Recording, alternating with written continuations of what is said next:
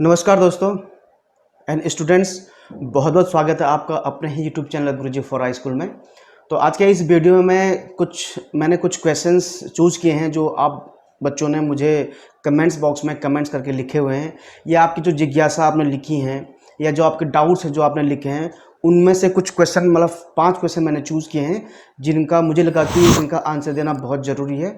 तो उन क्वेश्चंस को मैं आज आपके सामने लाया हूँ। हो सकता है कि जो ये 5 क्वेश्चन मैंने चूज़ किए हुए हैं, ये 5 क्वेश्चन इन 5 क्वेश्चंस में से कोई भी क्वेश्चन जो है आपसे आपके क्वेश्चन से भी मिलता जुलता हो। तो उम्मीद करता हूँ कि जो आंसर मैं दूंगा इन क्वेश्चंस का वो आपके क्वेश्चन से भी मैच करता हो, वो आंसर आपके क्वेश्चन से मैच करता हो और आप उस आंसर से सेटिस्फाई हों। तो चलिए शुरू करते हैं। कुछ बच्चों ने क्वेश्चन पूछे हैं मुझे, मैं उन क्वेश्चंस का आपको आंसर बता दूं कि क्या क्या इन बच्चों ने मुझसे क्वेश्चन पूछे हैं और क्या इनका आंसर है। तो आज का ये पहला क्वेश्चन जो पूछा है, ये पूछा है ज्योति केशरवानी जी ने पूछा है और इनका क्वेश्चन है, सर मुझे समझ में नहीं आता मैथ्स, सर मैं क्या करूं, सर प्लीज़ हेल्प मी। तो ज्योति बेटा देखियो, मैथ्स समझ में नहीं आता है तो मैं क्या करूं। तो मैं आप सभी बच्चों को जनरली ये क्वेश्चन जो है लगभग सभी बच्चों का होता है कि सर हमें मैथ्स समझ में नहीं आता, हम क्या करें। तो इसमें मैं एक चीज़ आपको, बहुत ही सिंपल चीज़ है, बहुत ही साधारण सी मैं बात आपको बताना चाहता हूँ कि सबसे पहली बात, 2 मेन बातें बताऊँगा। सबसे पहली बात ये है कि मैथमेटिक्स बहुत कठिन नहीं होता है, बिल्कुल भी कठिन नहीं होता है। इनफैक्ट मैं अगर आपको बोलूँ तो सबसे ईजी जो है मैथमेटिक्स ही होता है। अब आप बोलोगे सर ये तो आप तो बिल्कुल उल्टी बात बोल रहे हैं, मैथ इतना कठिन होता है, अगर इजी होता तो फिर हम ये क्वेश्चन पूछते ही क्यों आपसे कि सर मेरी समझ में नहीं आता है।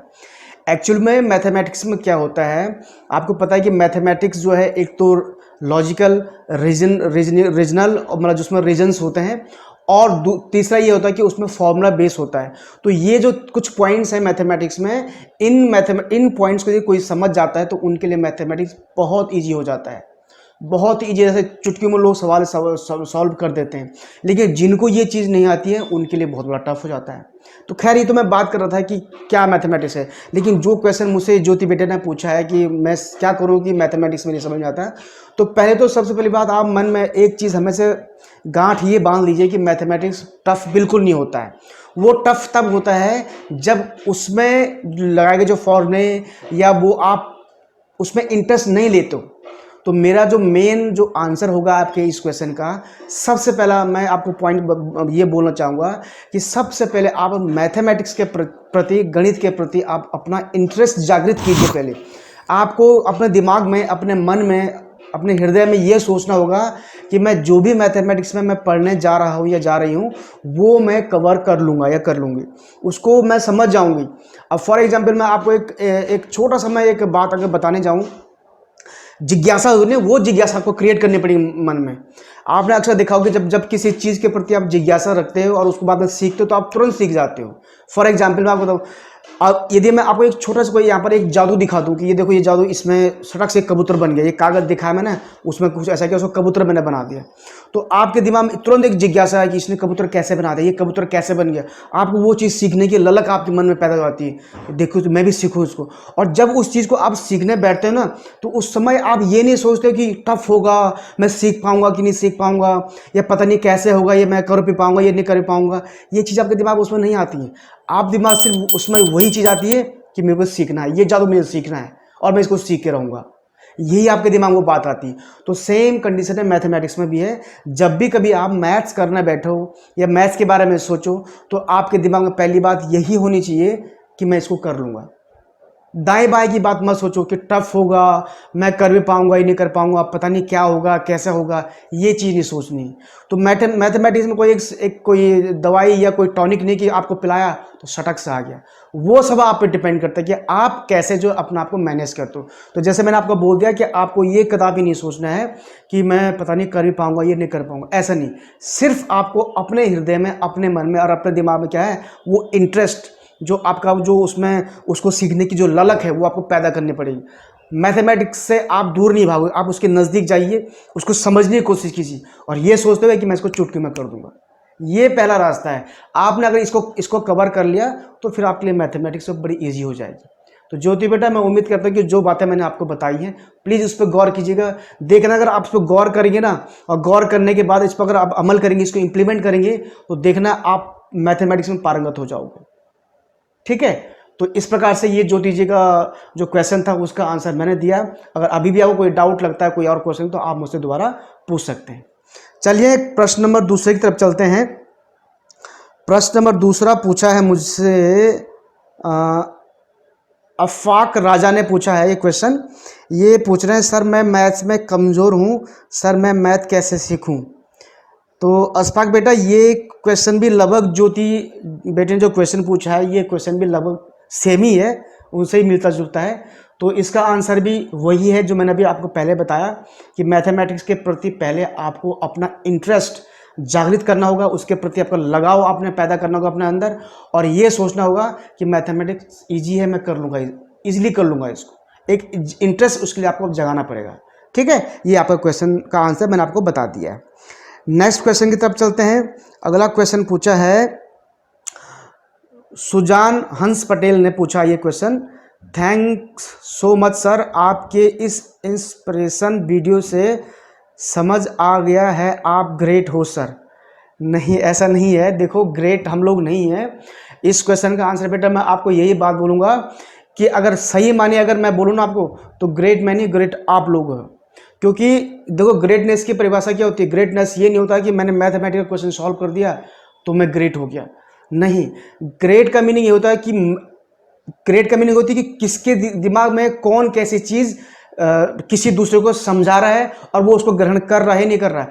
देखो, मैं बहुत अच्छा हूँ पढ़ाने में, मैं ये अगर मानूँ कि मैं बहुत अच्छा पढ़ाता हूँ, मैं बहुत अच्छा टीचर हूँ और मैं बहुत अच्छा पढ़ा रहा हूँ, लेकिन अगले सामने उस स्टूडेंट को अगर समझ में नहीं आ रहा है तो फिर मैं ग्रेट नहीं हुआ ना। तो वो ग्रेटनेस नहीं कहलाएगी। ग्रेटनेस ये कहलाती है कि अगर मैंने समझा, यदि आपके समझ में पूरी तरह आ गया तो वो ग्रेटनेस है। लेकिन मेरी ग्रेटनेस उतनी मायने नहीं रखती है जितनी ग्रेटनेस आपकी मायने रखती है, क्योंकि आपने उस क्वेश्चन को समझने में पूरा जोर लगाया है, अपना पूरा दिमाग लगाया है। आप अगर उस वीडियो से इंस्पायर हो रहे हैं तो you are great, not me. आप ग्रेट हो क्योंकि आपने उस वीडियो में जो सीख बताई गई है, जो उसमें कैलकुलेशन बताई गई थी, उसको सीखने में आपने अपना पूरा एफर्ट लगाया है। तो ग्रेट तो वही होता है ना जो पूरा एफर्ट लगाए, जो पूरा प्रयास करे। तो then you are great, not me. ठीक है, तो मैं ग्रेट नहीं हूँ, आप लोग ग्रेट हो। जितने भी बच्चे आप मेरी वीडियो देख करके सीखते हैं और उससे इंस्पायर होकर आप मैथमेटिक्स के प्रति आप अपनी जो आपकी जागृति है, जो आपकी चाह मैथमेटिक्स के प्रति जाग जाती हो, तो वो आपका एफर्ट है, आपकी मेहनत है। तो आपकी मेहनत, आपका एफर्ट इज़ योर ग्रेटनेस। ठीक है, वो आपकी ग्रेटनेस है। मैं ग्रेट नहीं, मैं तो सिंपल सा टीचर हूँ, मेरा कर्तव्य है आपको रास्ता दिखाना। तो चलिए नेक्स्ट क्वेश्चन तरफ चलते हैं। अगला क्वेश्चन पूछा है सौरभ यादव जी ने पूछा है, नहीं आया सर। अब देखिए, ये क्वेश्चन नहीं आया सर कोई क्वेश्चन तो नहीं है, लेकिन प्रॉब्ली मेरे ध्यान समझ से ये जिस वीडियो पे उन्होंने कमेंट्स किया है, उस वीडियो में जो कुछ भी मैंने बताया शायद वो उनकी समझ में आया है। देखिए ना, आगे ना बात, आप ग्रेटनेस की बात करें तो मैं इसको समझा नहीं पाया हूँ, तो that is not my greatness. वो समझ नहीं पाए तो वहाँ पर उनको कोई प्रॉब्लम हो रही है, वो समझ नहीं पा रहे हैं। तो वो प्रॉब्लम क्या है, मैंने कई बार बोला है कि जिन बच्चों को समझ में नहीं आता है तो प्लीज़ कमेंट्स बॉक्स में एक बार कमेंट में पूरा लिखिए कि सर कहाँ पर समझ में नहीं आया, सर मेरे को यहाँ पर समझ में नहीं आया, तो वो भी चीज़ बताऊँगा। अब एक चीज़ मैं आपको और भी बता दूँ कि जिस वीडियो के नीचे इन्होंने ये कमेंट किया है, एक्चुअली में मैं उस वीडियो को दोबारा खोल के नहीं देख सकता हूँ। मेरे पास मैं तमाम इतनी वीडियोज़ बनाता हूँ तो उनका रिकॉर्ड मेरे पास नहीं रहता है मेरे कंप्यूटर पर, क्योंकि कंप्यूटर पर भर जाता है तो मैं डिलीट मार देता हूँ। हाँ, यूट्यूब पर वो वीडियोज़ रहती हैं, लेकिन यूट्यूब की पॉलिसी के अनुसार मैं उन वीडियोज़ को दोबारा नहीं देख सकता हूँ, ऑनलाइन नहीं देख सकता हूँ। क्योंकि ऑनलाइन देख रहा, अगर मैंने उसको ओपन अपने वीडियो को ओपन भी कर दिया तो वो फिर मेरे लिए प्रॉब्लम हो जाती है, क्योंकि यूट्यूब बोलता है कि आप अपनी वीडियोस खुद नहीं देख पाओगे, नहीं देख सकते हो। तो इन्होंने जो लिखा हुआ है कि नहीं आया सर, तो इनका आई थिंक मैथमेटिक्स में कहीं पर कोई पॉइंट समझ में नहीं आया, लेकिन वो पॉइंट क्या था वो उन्होंने मेंशन नहीं किया। तो सौरभ यादव जी, मैं आपके इस क्वेश्चन का आंसर पूरा नहीं दे पाऊंगा, लेकिन इस क्वेश्चन को इस वीडियो में शामिल करने का मेरा मेन मकसद यह था कि जो भी बच्चे वीडियो देखते हैं और उनको किसी पॉइंट में कोई चीज़ समझ में नहीं आती है, तो प्लीज़ आपसे मेरी रिक्वेस्ट है कि उस पूरे पॉइंट को आप डिस्क्राइब कीजिए नीचे कि सर मेरे को आपने यहाँ पर ऐसा बताया था और मेरे को वो समझ में नहीं आया। ताकि मैं उस पर आपके क्वेश्चन को पढ़ते मैं समझ जाऊँ कि हाँ बच्चा मुझसे क्या पूछने वाला है, तो डायरेक्ट मैं उसको आंसर देख सकता हूँ। लेकिन इस वीडियो में यहाँ पर जो इस कमेंट में सौरभ यादव जी का मैं आंसर नहीं दे पा रहा हूँ कि आखिर इनको कौन सा पॉइंट समझ में नहीं आया, पूरा ही वीडियो समझ में नहीं आया, पूरा ही सवाल समझ में नहीं आया, या किसी एक पॉइंट में उनको समझ में नहीं आया, तो वो उनको मुझे लिखना चाहिए था, तो वो जो लिखा नहीं, तो मैं इसका उनको आंसर नहीं दे पा रहा हूँ। तो इस क्वेश्चन का इस वीडियो में शामिल करने का मेरा मेन मकसद यही है कि जो भी बच्चे आइंदा फ्यूचर में क्वेश्चन करते हैं, कोई डाउट है उनका, तो वो प्लीज़ उस पूरे डाउट को क्लियर करके कमेंट में लिख दें या मुझे व्हाट्सअप करके पूछ सकते हैं। ठीक है, तो चलिए नेक्स्ट क्वेश्चन की तरफ चलते हैं। अगला और अंतिम क्वेश्चन पूछा है, ये जो क्वेश्चन है मुझे करना पड़ा इस क्वेश्चन को इस पूरे वीडियो में सम्मिलित। ये क्वेश्चन ने थोड़ा सा मुझे अपसेट किया है, परेशान किया है, और मुझे बुरा भी लगा कि ये क्वेश्चन इसमें पूछना नहीं चाहिए था। वो क्वेश्चन क्या, आप भी देखिए। वो क्वेश्चन पूछा है, नॉलेज टाइम टच नाम से कोई यूट्यूब चैनल है, उन्होंने ये क्वेश्चन पूछा है कि 0 इंटू इक्वल टू 0 और 0 इंटू 2 इक्वल टू 0 क्यों होता है, मतलब क्यों होता है लिखा हुआ, सर थोड़ा लैंग्वेज प्रॉब्लम है, क्यों होता है 0 इंटू 1 इक्वल टू 0 और 0 इंटू 2 इक्वल टू 0, क्यों, यानी कि 0 को किसी भी संख्या से गुणा करें तो वो 0 क्यों होता है। ठीक है, और ये पूछा है नॉलेज टाइम टच नाम से ये यूट्यूब चैनल है। दोस्तों आपको और स्टूडेंट्स आपको बड़ा ताज्जुब होगा कि ये जो नॉलेज टाइम टच चैनल है ये भी एक ट्यूशन चैनल है, यानी कि ये भी एक एजुकेशन चैनल है। ये भी आई थिंक बच्चों को मैथमेटिक्स पढ़ाते हैं। ये एक जैसे मैं पढ़ा रहा हूँ गुरुजी फॉर हाई स्कूल नाम से, उसी तरह से ये भी नॉलेज टाइम टच नाम से बच्चों को मैथमेटिक्स के सवाल सॉल्व कराते हैं। अब मेरी समझ में ये नहीं आ रहा कि ये भी खुद एक टीचर हैं, ये मैथमेटिक्स पढ़ाने वाले हैं, मैं भी एक टीचर हूँ, मैथमेटिक्स पढ़ाने वाला हूँ, साइंस पढ़ाने वाला हूँ, तो इन्होंने मुझसे ये क्वेश्चन क्यों पूछा। इसके दो ही रीजन हो सकते हैं, या तो सच में इनको इस चीज़ का पता नहीं है कि 0 इंटू 1 इक्वल टू 0 क्यों होता है और 0 इंटू 2 इक्वल टू 0 क्या होता है, मतलब इसका रीजन पता नहीं, मतलब ये तो सवाल तो आता होगा ऑब्वियसली, यदि इसको रीजन पता नहीं कि ऐसा क्यों, इसके पीछे की सच्चाई क्या है, इसको यदि जानने की कोशिश कर रहे हैं, या फिर ये जानबूझ के ये क्वेश्चन मुझसे पूछ रहे हैं कि देखते हैं कि इनको कितना नॉलेज है। तो सबसे पहले तो मैं यही बोलना चाहूँगा कि नॉलेज टाइम टच वालों से मैं ये बोलना चाहूँगा कि फ्रेंड्स, आपने ये क्वेश्चन, अगर वाकई में आपको ये क्वेश्चन इसके पीछे के जो गूढ़ रहस्य है वो अगर आपको पता नहीं है, तो इसका आंसर देने में मैं अपने आप को धन्य समझाऊंगा कि मैं इसको आपको समझा पा रहा हूँ। लेकिन अगर आपने जानबूझ के ये क्वेश्चन का मुझसे पूछा है, तो मुझे लगता है कि आपको ये क्वेश्चन मुझसे नहीं पूछना चाहिए था। क्योंकि देखो एक कुछ एटिकेट्स होते हैं। देखो एटिकेट्स का मीनिंग ये होता है कि आप भी एक टीचर हो, मैं भी एक टीचर हूँ, तो मैं कभी भी आपकी बुराई नहीं करूँगा और नहीं कर सकता हूँ। ये एटिकेट के बिल्कुल खिलाफ है, इथिक्स के खिलाफ है। कुछ एटिकेट्स, कुछ मैनर्स तो होने चाहिए। और आप भी मेरे पढ़ाई के मामले में कभी भी किसी प्रकार की इस तरह से आप खिंचाए या बीच में आप इस तरह से एक प्रकार से, अगर मैं मोटी मोटी भाषा में तो आप बेइज्जती करने वाला क्वेश्चन नहीं पूछ सकते। क्योंकि इस क्वेश्चन से मुझे तो मतलब मेरे को 50% से ऊपर तो यही लगता है कि आपने जानबूझकर ये क्वेश्चन इसलिए पूछा है कि मैं इसका अगर जवाब ना दूं तो आप फिर बाद में इसमें लिख सको कि आप जब इतना ही नहीं करते तो क्यों पढ़ाते हो। तो फ्रेंड्स, ये आपको क्वेश्चन नहीं पूछना चाहिए था, क्योंकि मुझे लगता है कि क्वेश्चन शायद पूछने वाला है। क्योंकि मेरे ख्याल से हम टीचर्स लोगों को तो पता है कि क्यों होता है, लेकिन जो स्टूडेंट्स हैं जो वीडियोस देख रहे हैं और जिस बच्चे ने भी ये क्वेश्चन देखा होगा उसको भी पता होगा कि क्यों 0 इंटू 1 इक्वल टू 0 होता है, 0 इंटू 2 इक्वल टू 0 होता है, वो सबको पता है। लेकिन फिर भी चलिए, अगर आपने पूछा तो आपकी जिज्ञासा को शांत करने के लिए मैं इसका आंसर आपको बता दे रहा हूँ। पर प्लीज़ मेरे आपसे और आप जैसे अन्य टीचर से मेरी प्लीज़ हाथ जोड़कर विनम्र प्रार्थना है कि इस तरह के क्वेश्चंस आप किसी भी टीचर को नीचे दिखाने के लिए मत पूछिए।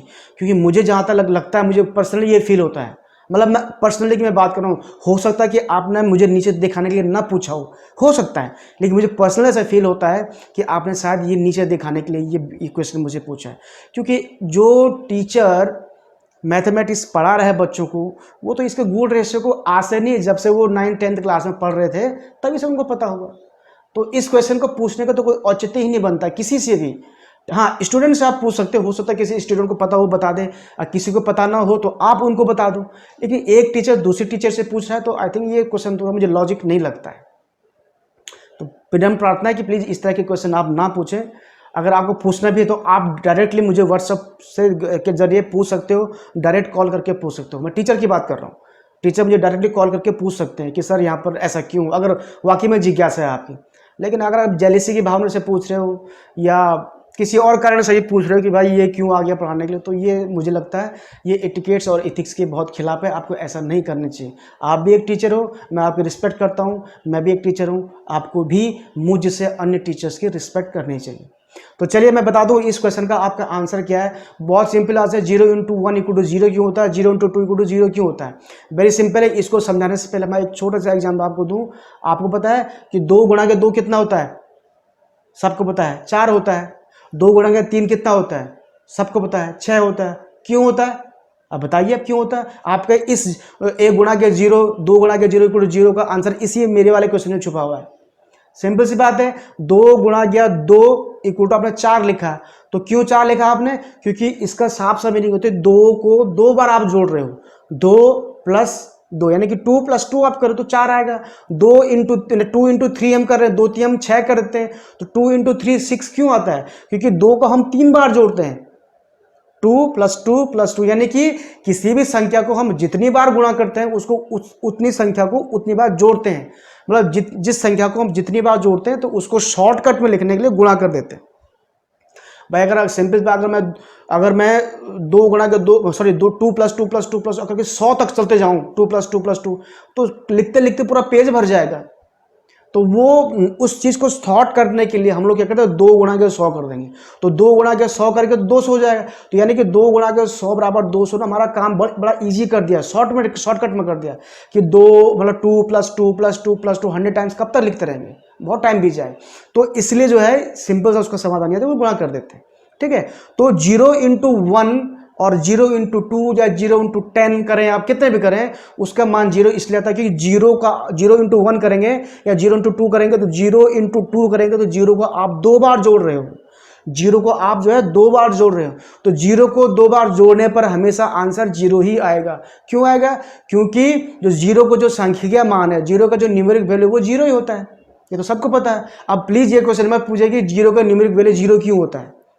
आपको पता है कि 0 का न्यूमेरिक वैल्यू 0 इसलिए होता है क्योंकि वो एक आर्टिफिशियल नंबर है, एक अप्राकृतिक नंबर है। ये मैंने आपको बताया था। तो आपके क्वेश्चन का ये आंसर मैं दे दिया मैंने। उम्मीद है कि आपको ये समझ में आ गया होगा। 0 × 3 करेंगे यानी कि 0 को 3 बार जोड़ो, तो 0 का जो स्थानीय मान होता है वो हमेशा 0 ही होता है। 0 का जो सांख्यिकीय मान होता है वो हमेशा 0 ही होता है, यानी कि 0 की जो वैल्यू होती है वो 0 ही होती है। तो 0 की वैल्यू को आप जितनी बार भी जोड़ोगे वो हमेशा 0 ही आएगा। तो इसलिए 0 × 3 = 0 होगा, 0 × 100 करेंगे तो भी 0 ही होगा। यानी कि 0 को जितनी बार भी गुणा करेंगे वो उतना उसका मान 0 आएगा, या 0 को जितने बार भी जोड़ेंगे उसका मान उसका हमेशा 0 ही आएगा। तो इसका आंसर ये था आपके क्वेश्चन का। और एक बहुत इंपॉर्टेंट चीज़ मैं आपको बताने जा रहा हूँ। इसी 0 से संबंधित एक क्वेश्चन और किसी ने मुझसे पूछा था। अब मुझे उस नाम याद नहीं, वो कमेंट में कहीं ढूंढ रहा था लेकिन मुझे मिला नहीं वो कमेंट, पर मुझे याद है क्वेश्चन। एक्चुअली में उन्होंने मुझसे एक क्वेश्चन पूछा कि सर मैंने जब 0 पे कोई एक वीडियो बनाई थी तो उसमें क्योंकि 0 मैंने कहा था कि अप्राकृतिक नंबर है। अप्राकृतिक नंबर क्यों, क्योंकि उसको इंसान ने इसका खोज किया था। वो मैंने आपको याद करने के लिए इसलिए बोला कि ताकि आपको पता लगे कि 0 अप्राकृतिक नंबर है। अप्राकृतिक जिसको प्रकृति ने नहीं बनाया है, जिसको प्रकृति ने नहीं बनाया है, जिसको इंसान ने बनाया है, वो अप्राकृतिक लाते हैं। अब जहाज है, ट्यूबलाइट है, कैमरा है, मोबाइल फोन है, ये सब अप्राकृतिक है क्योंकि इनको किसने बनाया है, इंसान ने बनाया है। ठीक है। तो उसमें एक कमेंट मुझे आया था, बड़ा अच्छा क्वेश्चन उन्होंने मुझे किया था, लेकिन मैं उसको उस समय आंसर नहीं दे पाया। मैं सोचा कि चलो मैं कोई वीडियो बनाऊंगा, लेकिन उसके लिए अलग से मैं वीडियो नहीं बना पाया। मैं इसी वीडियो में उसको आपको कवर कर रहा हूँ। उन्होंने मुझसे पूछा था कि आप कह रहे हैं कि 0 का आविष्कार आदमी ने किया था, आर्यभट्ट जी ने किया था, तो वो अप्राकृतिक नंबर है। ठीक है। तो इसी प्रकार से अन्य नंबर जैसे 1 2 3 4 9 तक जो नंबर थे उनकी खोज भी तो इंसानों ने की होगी ना, तो वो फिर प्राकृतिक कैसे हो गए, वो अप्राकृतिक क्यों नहीं, क्योंकि इंसान ने कोई खोज की होगी। तो जाहिर सी बात है, अगर इंसान ने उनकी खोज की है तो वो भी अप्राकृतिक हो गया। लेकिन उनको हम प्राकृतिक नंबर बोलते हैं और 0 को हम अप्राकृतिक बोलते हैं। ऐसा क्यों, बहुत अच्छा क्वेश्चन उन्होंने किया था। और इसका आंसर मैं आपको डिप्लोमेटिक आंसर दूंगा, क्योंकि एक्चुअली में इसका आंसर है ही डिप्लोमेटिक। आप किसी भी बुक को उठा के देख लीजिए, आपको इसी तरह का डिप्लोमेटिक आंसर वहां मिलेगा। तो मैं आपको बताना चाहूंगा, इस क्वेश्चन का आंसर देने से पहले मैं आपको एक छोटी सी बात बताना चाहूंगा। आर्टिफिशियल यानी कि जो इंसान ने बनाया है, 0 की खोज आर्यभट्ट ने की है, तो वो आपका अप्राकृतिक नंबर कहलाए। और 1 नंबर 2 नंबर 3 4 5 9 तक वो हम करें प्राकृतिक। तो उनका क्वेश्चन था कि हाँ भाई, उनको भी तो इंसान नहीं पता किया, तो वो प्राकृतिक कैसे हो गए। मैं आपको एक चीज बताऊं, आपने गेहूं की बाली देखी? गेहूं जो हम आटा बन जो छनता, गेहूं या चावल जो भी है, गेहूं की बाली देखी या धान की बाली देखी होगी। मुझे आप एक चीज़ ये बताइए कि उस गेहूं की बाली यानी कि उसका नाम जो गेहूं पड़ा हुआ है, उस गेहूं को आप प्राकृतिक बोलोगे या अप्राकृतिक बोलोगे? क्योंकि गेहूं की खोज भी तो इंसान ने की थी ना, खोज तो इंसान ने की थी, लेकिन उसको फिर आप निश्चित तौर पर प्राकृतिक बोलोगे क्योंकि हमको प्रकृति ने पैदा करके दिया हुआ है। एग्जैक्टली प्रकृति ने पैदा करके दिया है तो वो क्या है? प्राकृतिक हो गया। गेहूं नाम भले जो है किसने रखा? इंसान ने रखा। गेहूं नाम प्रकृति ने नहीं रखा उसका, गेहूं का नाम उस पर इंसान ने रखा। तो नाम रखने से प्राकृतिक या अप्राकृतिक का भेदभाव नहीं होता है, सिर्फ किसने पैदा किया, प्रोडक्शन किसने किया है वो डिपेंड करता है। गेहूं का प्रोडक्शन पृथ्वी ने किया नहीं कि प्रकृति ने किया है, तो इसलिए वो प्राकृतिक है। नाम गेहूं इंसान ने रखा, लेकिन नाम रखने से वो अप्राकृतिक नहीं हो जाएगा। इट इज सेम थिंग कि 9 तक संख्याओं के बाद 0 जो संख्या उसका कोई नामो निशान नहीं था। ध्यान रखिए, प्रकृति ने कहीं भी 0 को पैदा नहीं किया, यानी कि 0 पर देखो 0 पर रिसर्च नहीं की गई। ध्यान लिखिए, 0 पर रिसर्च नहीं किया गया, जबकि 1 से लेकर 9 तक पर रिसर्च किया गया। यानी कि रिसर्च किन चीजों पर होती है? जो ऑलरेडी सर्च में आ चुकी होती है उनको रिसर्च किया जाता है। ध्यान से सुनिए, उनको रिसर्च किया जाता है, यानी कि 0 पर रिसर्च नहीं है, लेकिन 1 से लेकर 9 तक संख्याओं पर रिसर्च किया गया। यानी कि अगर वो रिसर्चेबल है, यानी कि वो पहले से प्रकृति में, उनका नाम 1 2 3 4 5 भले 9 तक जो है इंसान ने रखा होगा, लेकिन नाम तो इंसान ने रखा, लेकिन जो संख्याएं बनी है 1 2 3 या 1 2 3 नाम लेकिन वो एग्जिस्टेंस में प्रकृति में पहले से थी। अब एक पेड़ खड़ा था, कहीं पर एक पेड़ खड़ा था, एक पेड़ खड़ा था। अब इंसान ने देखा कि ये एक पेड़ खड़ा है, क्या नाम दे, क्या नाम दे, क्या नाम दे? एक दे दिया उसको, उसका नाम एक रख दिया। उसके पहले एक दूसरा पेड़ खड़ा था, क्या नाम दे, क्या? 2 दे दिया। और वो खुदा ना खासा उसको उन्होंने एक नाम दे दिया, एक को 2 नाम दे दिया। एक द्वित्राय, संस्कृत की बात कर रहा हूं मैं, उसमें एक द्वित्राय चतुर्थ पंचम ये नाम दे दिए गए उनको। अब ये ही नाम इनके बजाय जगह अगर कोई दूसरे नाम दिए जाते तो आज गिनती में वही नाम होते हैं।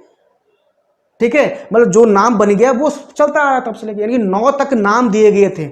पैदा प्रकृति ने किया था। एक पेड़, वो खाली पेड़ खड़ा था वहां पर, एक नाम नहीं दिया गया था।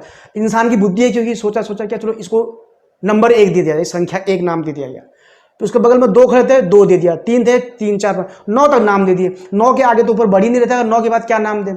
अगर मैं आपको एक बात बता दूं, अगर 9 के बाद भी कोई अगर नाम अगर जुड़ जाता ना, 9 के बाद भी कोई नाम अगर बन जाता तो वो नाम आज जो है 10 की जगह होता है, क्योंकि 0 खोज होने के बाद 10 बना। अगर 0 खोज नहीं थे तो 9 के बाद उसका नाम, भले दशम तो नाम दिया गया, दशम सिर्फ नाम दिया गया था, लेकिन दशम के आगे 0 होगा, वो 0 तो इंसान ने खोजा बाद में, क्योंकि 0 जो है प्रकृति में कहीं भी कोई चीज नहीं थी। अब ये मत बोले कि कोई क्या बोलते हैं, कोई पौधे की बेल जो ऐसे गोल अंडाकार में बनी हो या चूड़ी गोल थी तो उसको कोई नाम देगा? नहीं, क्यों नहीं दिया गया नाम? अब नहीं दिया नाम, यह प्रकृति का कई बार होता है, कई बार तो नहीं दिया गया नाम। अगर शायद नाम दे दिया गया तो आज हमको 0 खोज करने की जरूरत नहीं पड़ती, वो वैसे चला आता है। नाम तो दिया गया था लेकिन वो अंक का जन्म नहीं होगा।